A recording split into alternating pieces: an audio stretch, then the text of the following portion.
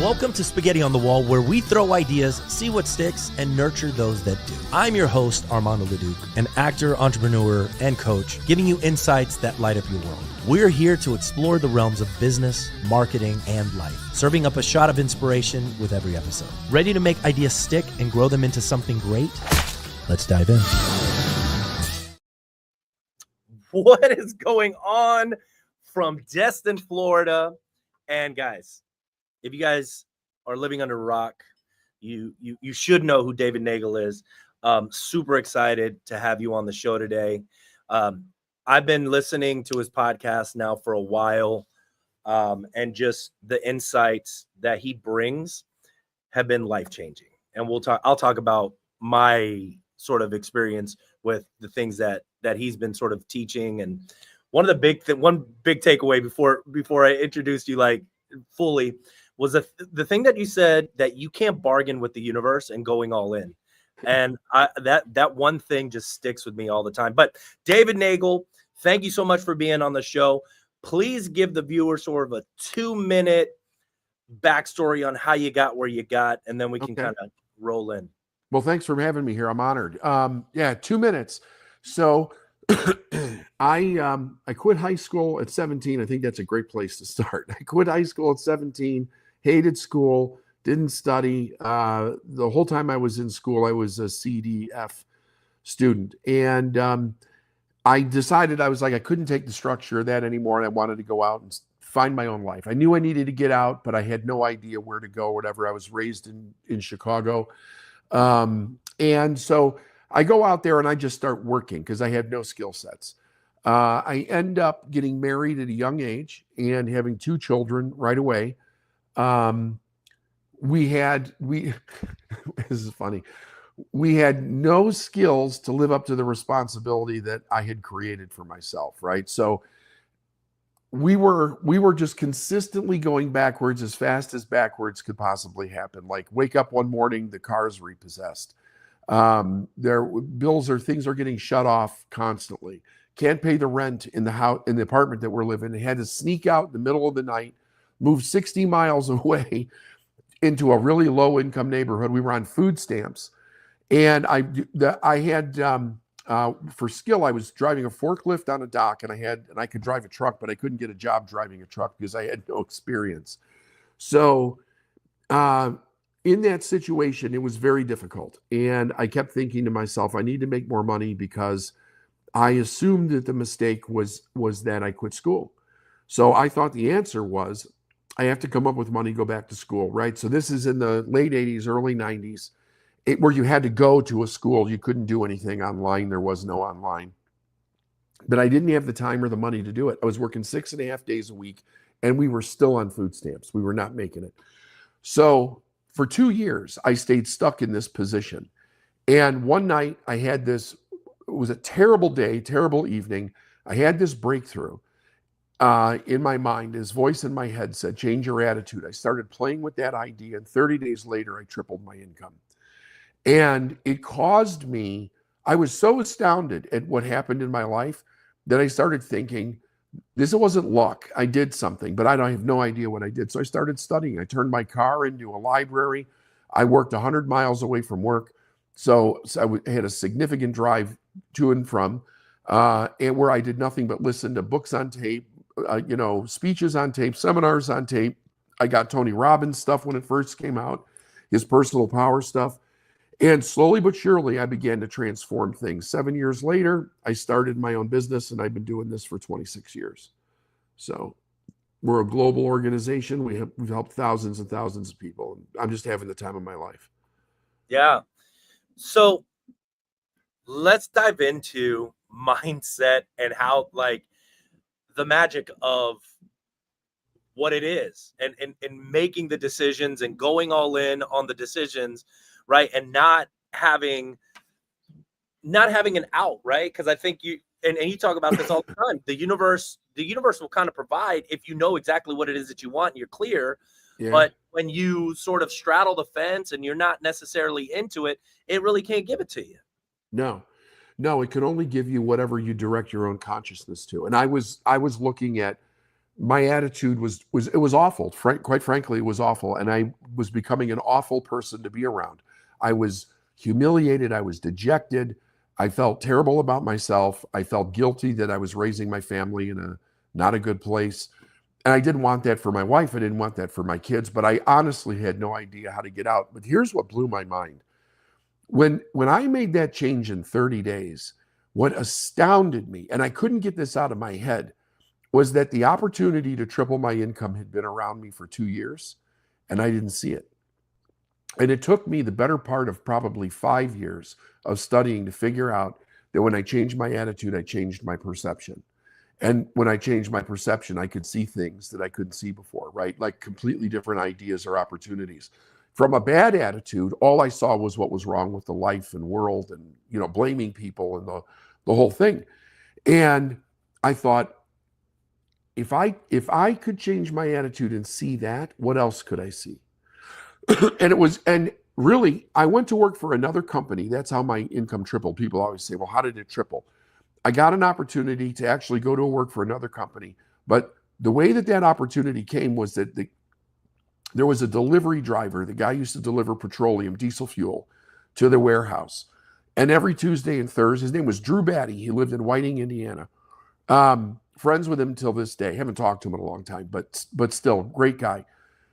He would come in every Tuesday or Thursday. Part of my job was to give him the trucks that had the refrigerated trailers on it, because we were a food distributor. Actually, the company I worked for was the largest food importer in the United States. So we had to fill the trucks with diesel fuel and the trailers that had refrigerators on them with diesel fuel. I had to give him the list, the manifest of what to fill. So over 2 years, I get to know this guy, right? We're just, shooting it back and forth every Tuesday and Thursday. And God's truth, in my mind, I was judging this guy 6 ways to Sunday. Like, it was crazy the amount of judgment I had in my mind. He drives a bomb. He always smells like diesel fuel. I'm thinking to myself, somehow what I'm doing is better than what he's doing. And when I changed my attitude, he knew that I wanted a job driving a truck. I don't know if it's still this way, but it used to be back in the day. If you got a truck driver's license, in order to get a good job, you had to have 5 years experience. But good luck trying to find somebody that would give you 5 years of experience in order to get a good job. So he said to me one night, he goes, have you found any luck finding a truck driving job yet? I go, no. He goes, why don't you come to work for us? And this is where it started. Like, I became the biggest jerk on the planet. I'm like, dude, you drive a bomb. Who the hell would want to go to work for you, right? He goes, what are you talking about? I said, well, you carry gas and diesel in that thing, right? He goes, yeah. I said, anybody ever flip one and it blows up? And he goes, yeah, last year a guy flipped it on I-65 in Indiana and he burned to death. I'm like, there you go, man. Why would I want to drive one of these things? And then I'm like, you always smell the high heaven of diesel fuel. I said, I'm on a dock. At least I have a roof over my head. You're out there in the rain, the snow, the heat, the mosquitoes, the whole thing. And he's just laughing at me. And I went through this whole thing. And the last thing I said to him was, besides that, how much could they possibly be paying you? I'm thinking he's making less than me. And he goes, well, last year I made 50. And I said, there's no way you made 50. I said, come on, you're pulling me. He goes, next week I'll bring you my check stub. So next Tuesday he shows up and he brings it to me. And sure enough, he had made just a little over 50. When he told me that, I started thinking differently. Like, well, maybe this is something that I can do. I said, what's the downside, right? Because it was a union company. I'm starting at the bottom of the ladder, no seniority. And he says, well, the downside is that in Chicago, most of our work is construction, about 70%. He said, we also have a little bit of work with Union Pacific Railroad. He said, and we fill these trucking companies like we come by you. He said, but in the fall, when the ground freezes, construction stops and we lay off, right? And you're on the bottom of the list. I said, well, how long would the layoff be? He goes, that depends. It could be 2 months. It could be 7 months. He goes, you know the weather here. It all depends on when they can start digging again. So when he said that to me, I'm thinking, there's no way that I can do this. Like, my mind went to, I can't do that. I can't take that chance. But it was the weekend. And I kept thinking, well, maybe I could, maybe I could. And I said to myself, you know something? You can go get a job doing what you're doing right now, basically in any warehouse in Chicago. This just might be the step out. And I took that job. I started there in October, I think it was, and I never got laid off. I never got laid off. And I was at the bottom of the list. And I was willing to do whatever it took. I took the worst route. I took the most overtime. I didn't complain. I did every job to the best of my ability. In 3 years, I was promoted into management. I never went back to school. And at the end of the 7 years, I was in charge of expanding that company across the country. And I thought, my income is capped here. There's nowhere for me to go. I'm going to go start my own business. And that's what I did. And I mean, I've gotten a tremendous self-education. There's no question about it. I became very passionate about that, but I never went back to school. And shortly, I was over $1 million. And I was like, this is the most astounding thing that I've ever seen. And then I started helping other people. And they were doing the same thing that I was doing, which was just the fulfillment in and being able to help other people do that was just unlike anything I've ever experienced. I bet. What do you say to people that are quick starts like myself that have these opportunities and they feel like a lot of opportunities, right? And you're going, man, I can't obviously do all of them, right? How are you deciphering and figuring out which opportunities to pull the trigger on? Well, these days, the idea is I'm very clear on what my purpose is and what I do every day. So if I come across an opportunity, the question is, can I have somebody else do that? Right? So I might financially fund something, but I'm looking for somebody else to run it, to deliver it, to strategize it, to, whatever it is that has to be done.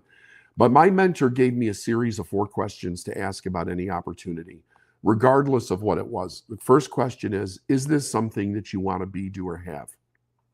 If the answer is yes, you go to question number 2, is being, doing, or having this going to take me closer to my goal or my purpose? Whatever it is that I'm trying to get to. The answer to that is 3. You go to number 3. Is being, doing, or having this in harmony with God's laws or the laws of the universe? Precisely meaning, is it going to add to my life and will it add to other people's lives? The answer is yes. You go to 4. Is being, doing, or having this going to violate the rights of others? And if the answer to that is no, you make a decision and you just step into it. And the bottom question is one that is probably the most confusing for people because they don't understand, well, what right are you talking about? And the right that we're talking about is not taking away another person's choice, right? So I'll get I notoriously get this question. If I want to get a divorce, am I not taking away my spouse's right? And it's like, no, you're not taking away their right because a marriage is 2 people saying yes to something. You're just saying you don't want to be married. They still have a right to go be married to whoever it is that they want to be married to. So that's the idea. We don't want to take away somebody else's choice. But when I look at something, I ask myself, number 1, is this something that I really want? I think a lot of people do things because other people suggest that they should do them. They don't make decisions for themselves. And most people don't know what they really want. It's the most difficult question for a person to answer, but it is the number 1 question to answer for the direction of your life and for every problem that you have. If you start, when it doesn't matter what the problem or challenge is, what do I want? What do I want my outcome to be? And then I create in that direction, right? You'll virtually have no lingering issues in your life at all. Yeah, I mean, it's finding out what you want. For me, it's been kind of easy because I feel like it's just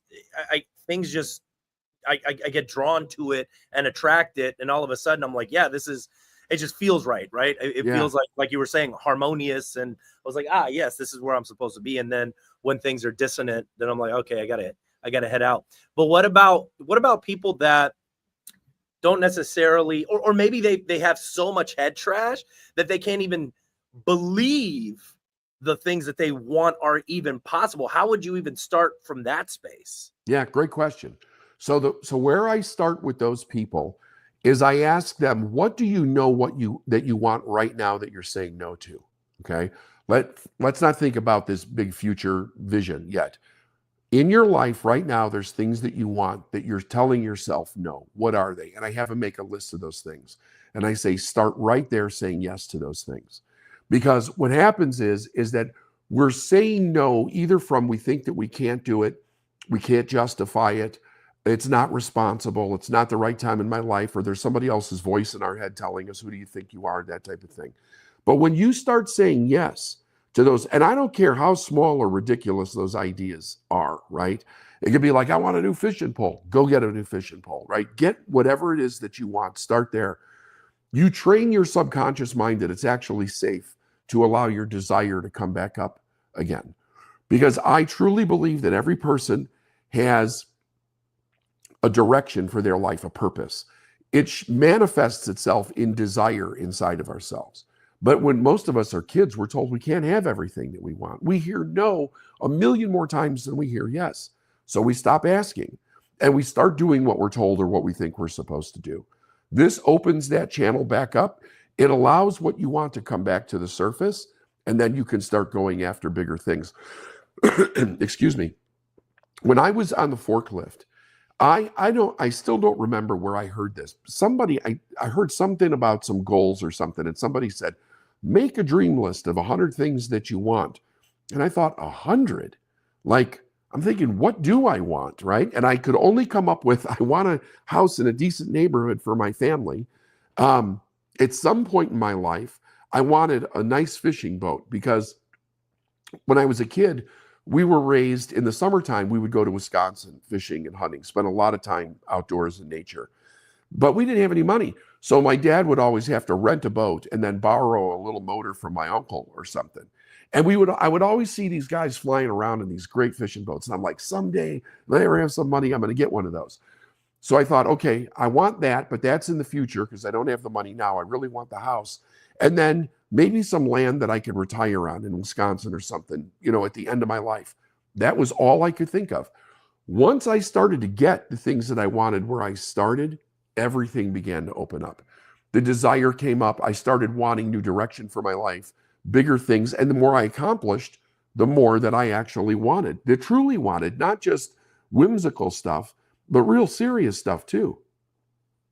And so you created a list of 100 things that you wanted? Not in the beginning, I didn't. I had 3 things. And I have that card today. I wrote it down on, we used to have like in the dispatch office, this stack of white cards just to make notes on, right?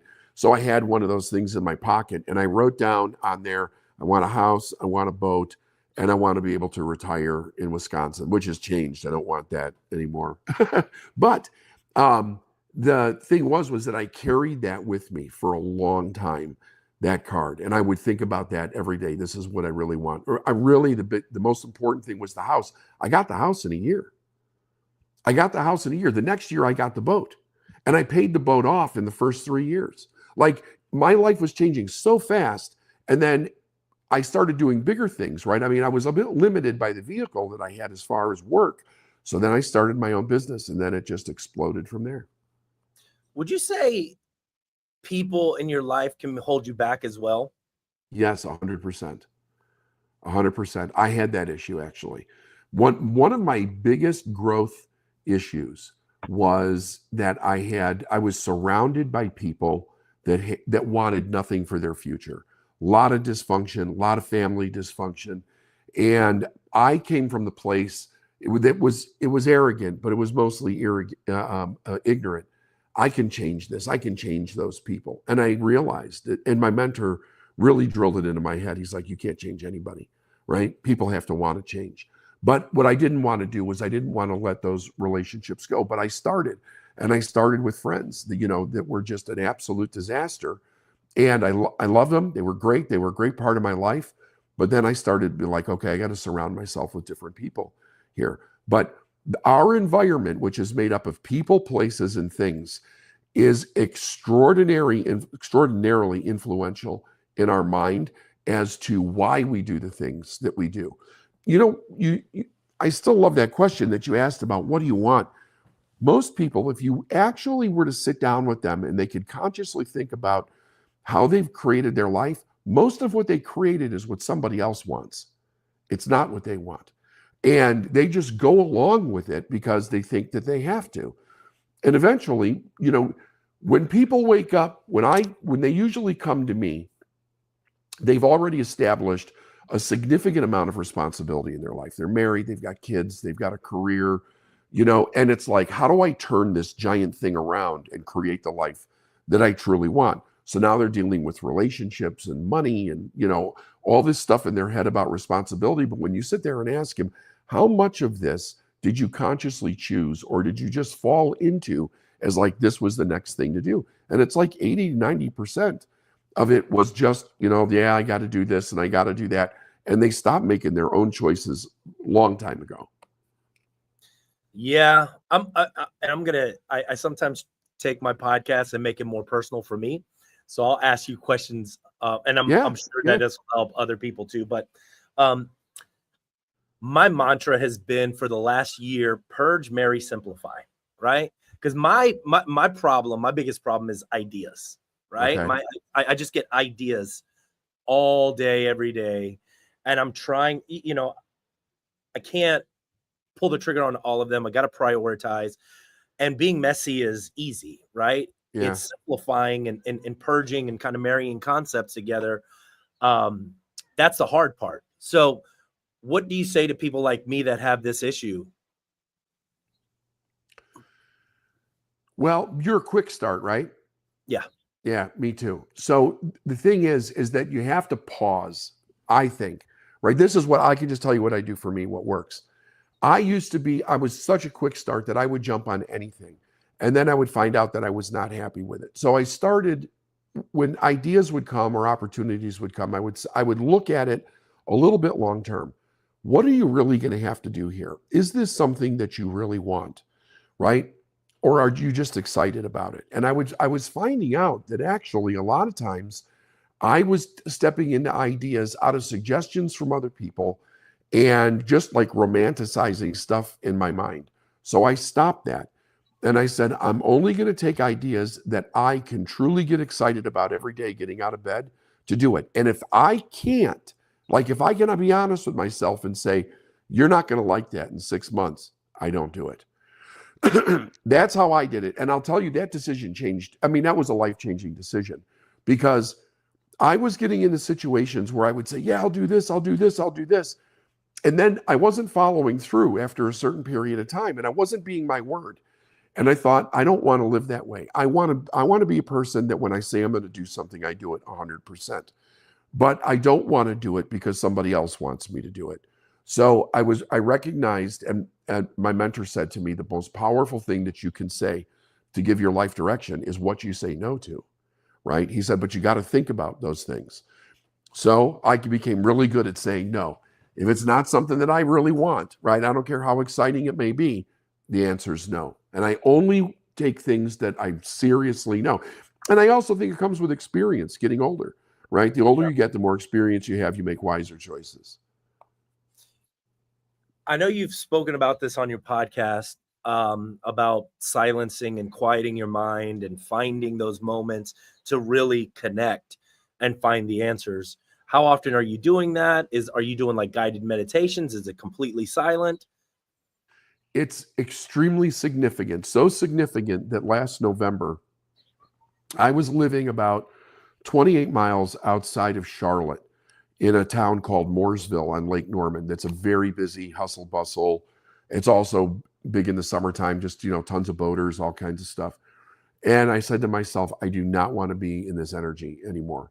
So I moved to the foothills of the mountains in North Carolina. I got a big piece of property. I don't have any neighbors. I don't hear anything. It's quiet. I'm overlooking a beautiful lake and a river. And I was like, I want my surrounding energy to be calm and peaceful so that I'm in that state all the time, because I wasn't in that state. I was constantly being agitated. I closed my office, actually. We had an external office. We closed it. And I was shocked. Everybody else wanted the same thing, but nobody said it, right? So we all moved to where we wanted to move to, which is something that we had done 14 years before. That's how we started the business. I didn't have an office. We did it out of the house. So my life is, unless I'm doing something, it's quiet. So I'm in that place all the time. So my surrounding is that way. That helps induce that peace inside of me. When I'm not working, I can sit on my back porch that overlooks the mountains and the water, and just be completely silent. I'm not a big meditator in the sense of traditional meditation, but I do things that are very meditative for me. I love to drive, for instance. I would rather drive somewhere than fly, to be honest with you. And it's a very meditative process. I think that came from all the years that I spent learning in the car, right? And thinking. So it's a very meditative process. I love to fish, and that's a very meditative process, right? I love to go for long walks in nature. That's a very meditative process. So those I get some of my best ideas when I'm in that space. So that's how I do it. And I don't go looking for things to do when there's nothing to do. I have become, and I never thought that I would get here, to be honest with you. I have become very peaceful in myself, and I don't need a bunch of things around me to pull me away from that quietness on the inside. I really like that place where it's quiet and there's not a lot of chaos. I was married twice. I raised 4 kids, lots of craziness going on, both good and bad. But I'm at the happiest that I've ever been. I'm the most peaceful that I've ever been. I'm the most creative that I've ever been. And I'm the most productive by far that I've ever been in my entire life. That's amazing. Tell me about a story, and I'm sure you have thousands, but somebody that sticks out to you that you started working with and you saw them transform and what their transformation was like. Okay, so here's a good one. You work with a lot of attorneys, is that right? Do I have that right? Okay. Do you know who R. John Robbins is? I do. You do? Okay. So R. John came to me in 2011. His wife was like deathly sick for a year, and he lost everything. Like he was literally down to his last dime, and he wanted me to coach him. And we told him, if you raise the money, right, we'll give you a VIP day. There was no way he could afford private coaching at that point. So I think a VIP day at that time was like $15,000. So he worked for 6 months to come up with the $15,000 to work with me, which then turned into a multi-year process. However, he came from nothing, and the last I heard, I think he's up to almost 50 million, his business today. And he had a dream. He brought the dream of what he's built right now, he brought to me in 2011. And he loves to tell the story. He says, I don't remember this, but I probably did say it. He said to me, he goes, do you think I can do this? I'm like, Arjan, there is no question. If what you're telling me is true about this industry, there's no question that you can do it. I said, you'd have to be an asshole not to do it. And he loves to tell people that story, apparently. But he did. And there's, I could go on and on with all kinds of people, like you said. People have come to me literally on their last dime. And I tell them, look, you could have whatever you want. You could do it very quick if you do exactly what it is that I tell you to do. I said, if you fight me on it, I'm not going to work with you. But if you do exactly what I tell you to do, there's nothing that you can't accomplish that you're seriously committed to. So he's changed thousands of people's lives. And I've just watched all kinds of people do it over and over again. So what are the different ways people can work with you? Well, right now, so for the last 5 years, actually out of COVID, when COVID came down, I recognized that there was going to be a big issue with how people thought, because number one, it was the illness and there was all this fear that was pumped into society, but the distribution channels on how things were working was going to change, which it did. And I thought, people don't know how to think outside of that structure. They just simply will not know how to think. So I started doing a free call for anybody. And we had people all over the world that were listening. And I did it for 18 weeks or something. And all I was doing was just trying to tell them how to think. So we had people that were reaching out, were going, they're closing my business, right? Because of the virus and all that. And I said, look, if we work together, I will tell you how to do this. We'll find another way. There's got to be a way to keep your business open. So not one person that worked with us ended up closing their business. Nobody lost their business. So I was just playing with this idea. I said, you know something? I want to create this program. We'll call it the Elite Mind. How do you think how do you create an elite mind? And I'll meet with people for 15 to 20 minutes every morning, 7 days a week. And I started that 5 years ago. And there's more to it than that. But basically, I work with a giant group of business owners, and they come in every few months, 7 days a week for 15 minutes. I keep their mindset straight, right? We also work with them on marketing and all that stuff, which is another arm of that thing. But it's a year-long program, and it allows me to reach as many people as I can around the world without having to do too much personal coaching or any of that.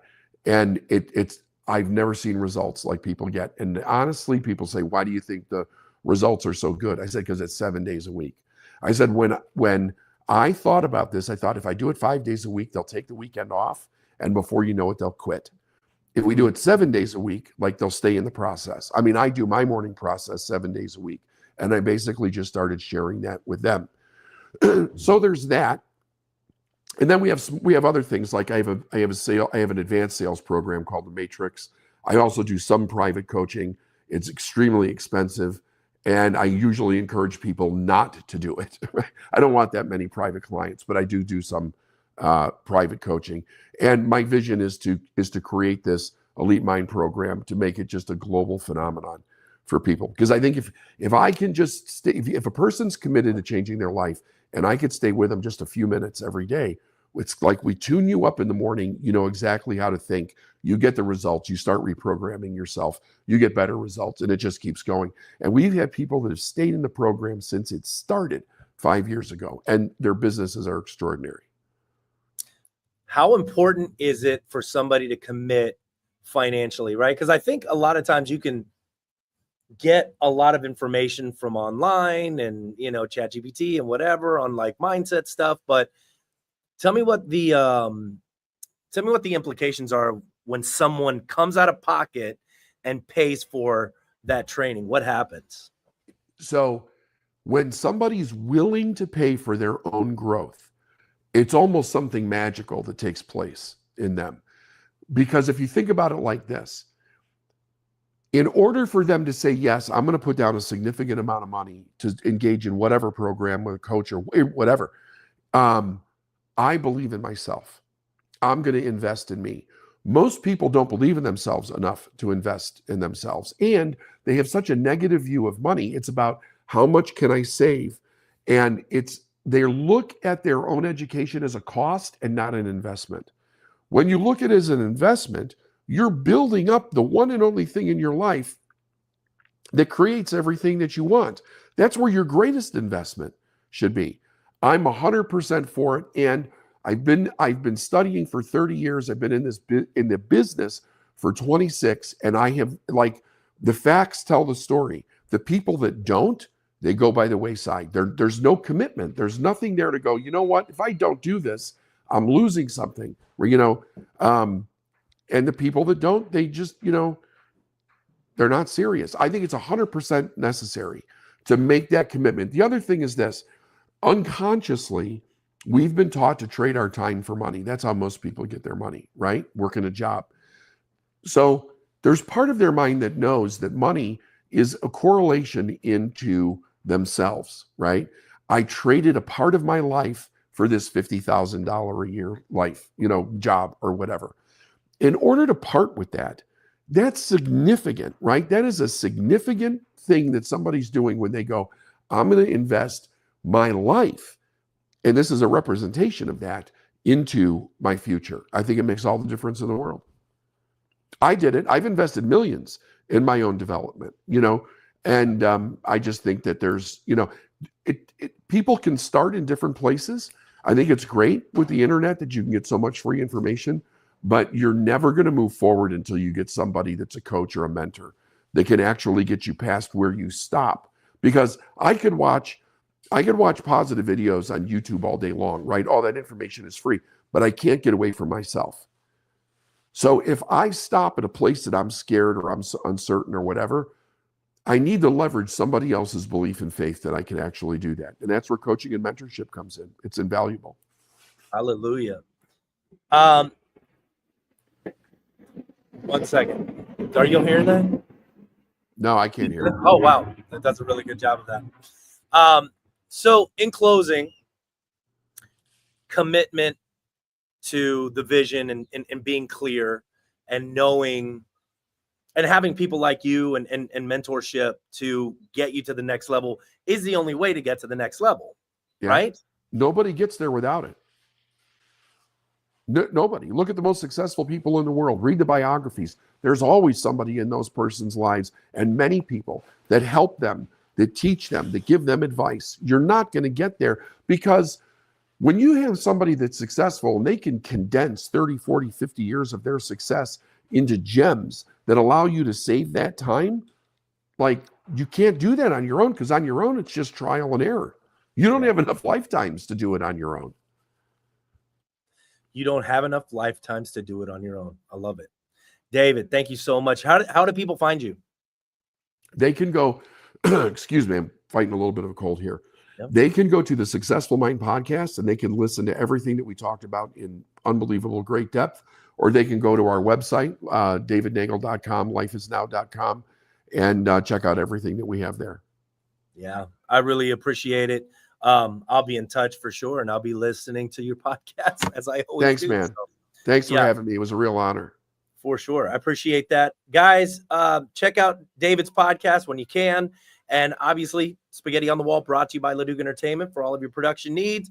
Hit me up if you need me. And keep watching, keep listening, and we'll see y'all next time.